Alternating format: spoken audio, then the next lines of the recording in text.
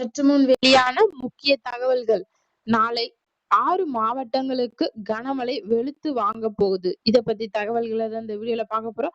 கீழே red colour பட்டனை click பண்ணி சப்ஸ்கிரைப் பண்ணி வச்சுக்கோங்க. பக்கத்துல இருக்கிற பெல் ஐகானையும் மறக்காம கிளிக் பண்ணி வச்சுக்கோங்க.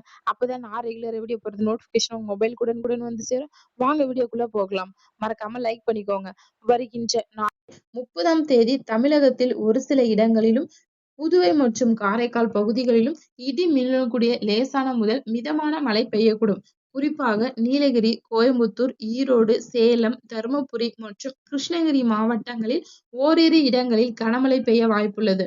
1/5/2026 தமிழகத்தில் ஒரு சில இடங்களிலும் புதுவை மற்றும் காரைக்கால் பகுதிகளிலும் இடி மின்னல் மற்றும் பலத்த காற்றுடன் கூடிய மணிக்கு 30 முதல் 40 கிலோமீட்டர் வேகத்தில் லேசான முதல் மிதமான மழை பெய்ய வாய்ப்புள்ளது. குறிப்பாக நீலகிரி, கோயம்புத்தூர், ஈரோடு, திருப்பூர், திண்டுக்கல் மற்றும் தேனி மாவட்டங்களில் ஓரிரு இடங்களில் கனமழை பெய்ய வாய்ப்புள்ளது.